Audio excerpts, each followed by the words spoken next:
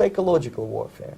What it basically means is to change the perception of reality of every American to such an extent that despite of the abundance of information, no one is able to come to sensible conclusions in the interests of defending themselves, their families, their community, and their country. It's a great brainwashing process which goes very slow, and it's divided in 4 basic stages. The first one being demoralization. It takes from 15 to 20 years to demoralize a nation. Marxism-Leninism ideology is being pumped into the soft heads of at least 3 generations of American students without being challenged or counterbalanced by the basic values of Americanism, American patriotism.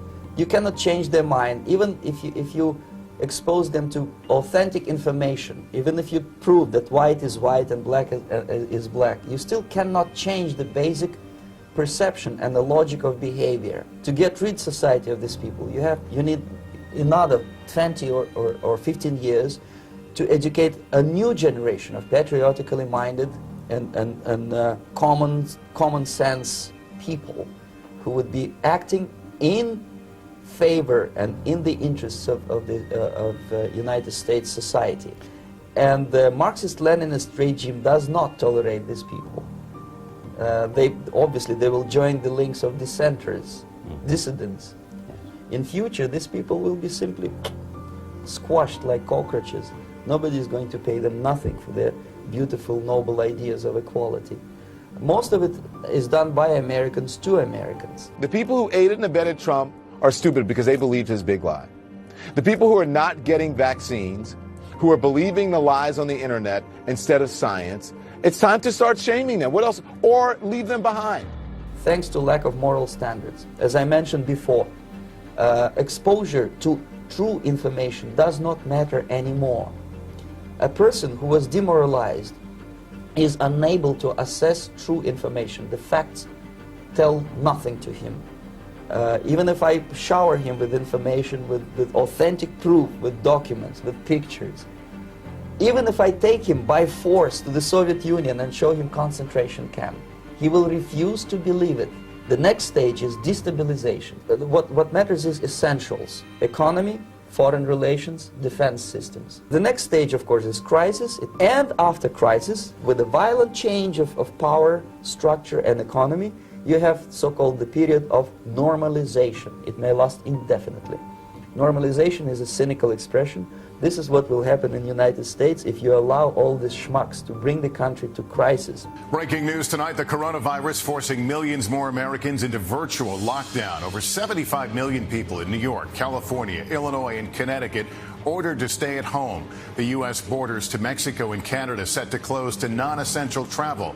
A spring break crackdown. Florida communities closing beaches. In Europe, the crisis growing inside the ICU in Italy, the country's deadliest day. Promise people all kind of goodies and the paradise on earth to destabilize your economy, to eliminate the principle of free market competition, and to put a big brother government in Washington, D.C. Time to remember that we, the people, are the government.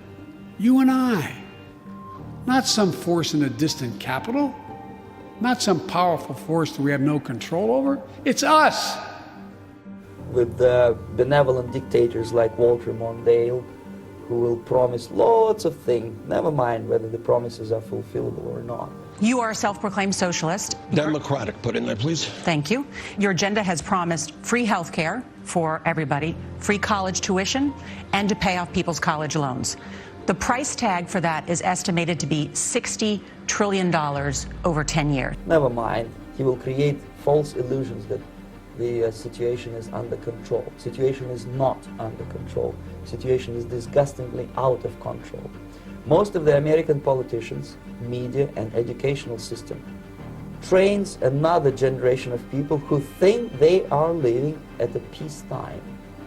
False. The United States is in a state of war, undeclared total war against the basic principles and the foundations of this system.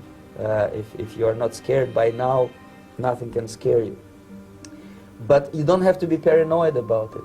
What actually happens now, that unlike myself, you have literally several years to live on unless the United States wake up.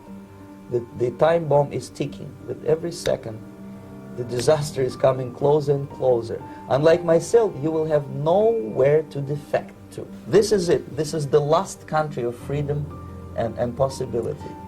It's simplistic. I know it sounds unpleasant. I know Americans don't like to listen to things which are unpleasant. But I have defected not to tell you the stories about such idiocies. I have come to talk about survival. It's a question of survival of this system.